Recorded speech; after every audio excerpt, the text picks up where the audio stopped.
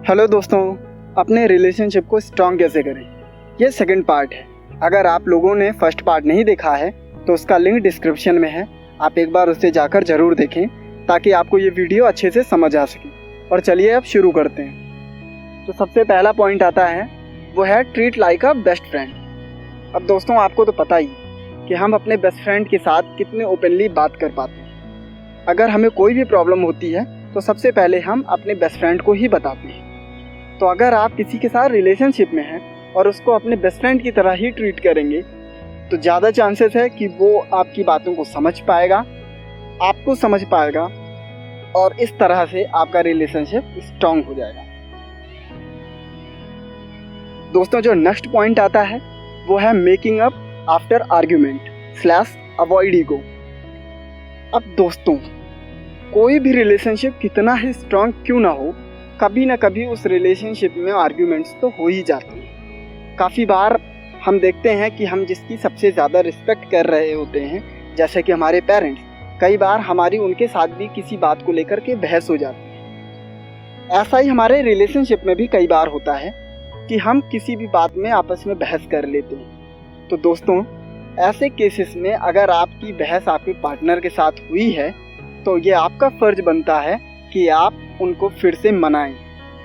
और जो दूसरी चीज़ आती है वो ये है कि काफ़ी ज़्यादा लोग ये सोचते हैं कि मैं ही मनाने क्यों जाऊं, वो क्यों नहीं आ सकता या वो क्यों नहीं आ सकती मेरे पास मुझे मनाने के। तो दोस्तों अपने ईगो को अवॉइड करिए, अपने पार्टनर के पास जाइए, उनसे उनके अच्छे या बुरे मूड के बारे में जानिए, उनसे बातें करिए।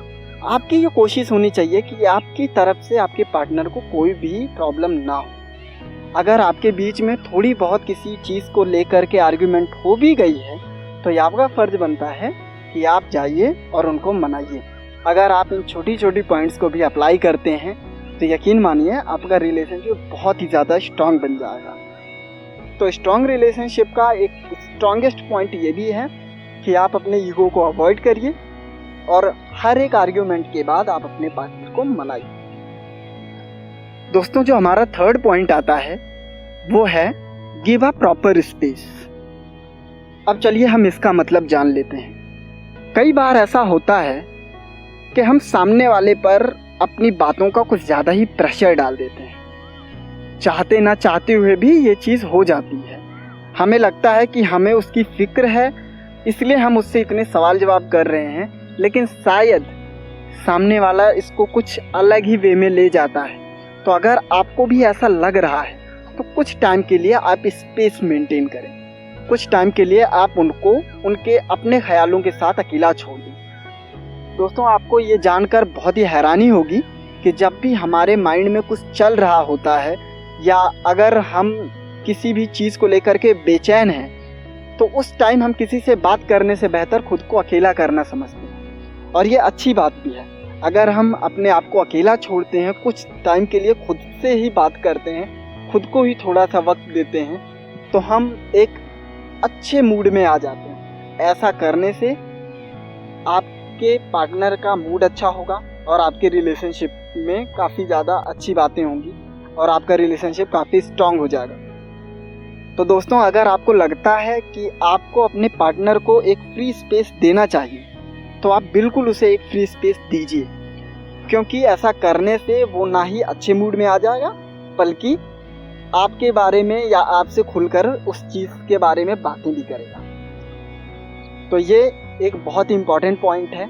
जब भी आपको ऐसा लगे कि आपके पार्टनर का मूड ख़राब है या वो चिड़चिड़ापन वाला बिहेव कर रहा है या कुछ भी ऐसा, तो आप उसको कुछ टाइम के लिए अकेला छोड़ दीजिए। ऐसा करने से आपका रिलेशनशिप काफ़ी स्ट्रॉन्ग बनेगा। चलिए अगले पॉइंट पे चलते। तो दोस्तों जो हमारा अगला पॉइंट आता है वो है फॉरगिवनेस। अब जबकि हम किसी के साथ रिलेशनशिप में हैं तो ये बहुत ज़रूरी हो जाता है कि हर लड़ाई के बाद, हर झगड़े के बाद, हर मनमुटाव या हर आर्ग्यूमेंट के बाद हम सामने वाले की पिछली बातों को भूल जाएं। दोस्तों मैं ऐसे बहुत सारे लोगों को जानता हूँ जो पिछली बातों को याद करके या उन बातों को सामने ले आकर अपने पार्टनर से लड़ते हैं कि पिछली बार तुमने ये कर दिया था इसलिए हमारे साथ ऐसा हो गया था, तुम हमेशा ही ऐसा करती हो इसलिए ऐसा है। ये चीज़ें कहीं ना कहीं आपके दिमाग में घर कर जाती हैं, आपके पार्टनर को ये सोचने पर मजबूर करती हैं कि शायद उसके अंदर ही कोई खराबी है। ये बहुत ही गलत चीज़ है, आप इस चीज़ को बिल्कुल ही अवॉइड करें। अगर आप ये चीज़ अवॉइड नहीं करते तो आपका रिलेशनशिप यार कभी भी स्ट्रांग नहीं बन पाएगा। हमेशा जब भी आपके बीच में कोई भी ऐसी बात हो जो आप दोनों को ही खराब लगती हो, तो ऐसी चीज़ों के लिए आप एक दूसरे को माफ़ कर दें, क्योंकि अगर आप एक दूसरे को माफ़ कर देते हैं तो इससे आपके सामने वाला आपका पार्टनर समझता है कि हाँ, अभी भी आप उसके लिए कुछ सोचते हो या अभी भी आपके दिल में उसके लिए कुछ है। अगर आप अपने पार्टनर को पिछली बातों के लिए माफ़ कर देते हो तो ये बहुत ही अच्छी बात है। ऐसा करने से आपका रिलेशनशिप बहुत ही ज़्यादा स्ट्रांग बनेगा। तो चलिए दोस्तों, हम अपनी अगली और लास्ट पॉइंट पर चलते हैं। अगला पॉइंट है ग्रैटिट्यूड। अब दोस्तों, ये सारे पॉइंट्स अपनी जगह एक तरफ और ग्रैटिट्यूड अकेला एक तरफ। मैं इस चीज़ पर इतना स्ट्रेस इसलिए दे रहा हूँ क्योंकि मुझे इसकी वैल्यू पता है और उन सभी लोगों को इसकी वैल्यू पता है जो अपने रिलेशनशिप को स्ट्रांगली मेंटेन कर रहे हैं। दोस्तों, ऐसा कई बार होता है कि हमारा पार्टनर हमारे लिए बहुत ही मेहनत से कोई काम करता है और हम उसकी तारीफ करे बिना ही, हम उस पर ध्यान दिए बिना ही आगे बढ़ जाते हैं, जो कि बहुत ही गलत बात है। अगर आपका पार्टनर आपके लिए कुछ भी कर रहा है तो आपको उसका आभार व्यक्त करना चाहिए। आपको कम से कम उसे एक बार थैंक यू ज़रूर बोलना चाहिए। ऐसा करने से आप ना ही उसके काम की तारीफ कर रहे हैं, बल्कि आप उसको ये भी बता रहे हैं कि हाँ, अगर तुम मेरे लिए कुछ भी करती हो या करते हो तो मुझे वो पसंद आता है। दोस्तों, कई बार ऐसा होता है कि हमारा पार्टनर हमारे लिए हर एक चीज़ करता है जिसकी हमें ज़रूरत होती है, लेकिन बदले में हम क्या करते हैं, उस पर ध्यान नहीं देते हैं और आगे बढ़ जाते हैं, जो कि अच्छी बात नहीं है। ये उसको भी डिमोटिवेट करता है। उससे लगता है कि शायद उसके अंदर ही ऐसी कोई कमी है जिस वजह से वो आपको खुश नहीं कर पा रहा, हैप्पी नहीं कर पा रहा है। दोस्तों, अगर आपको ऐसा लगता है कि आपको अपने पार्टनर की तारीफ़ करनी चाहिए क्योंकि उसने आपके लिए कुछ किया है, तो आप उसकी तारीफ़ करिए, उसका आभार व्यक्त करिए, उसे थैंक यू बोलिए। ये छोटी छोटी बातें आपके रिलेशनशिप में 4 चांद लगा देती। अगर आपने इन सभी पॉइंट्स को फॉलो किया तो आपका रिलेशनशिप बहुत ही ज़्यादा स्ट्रांग बन जाएगा।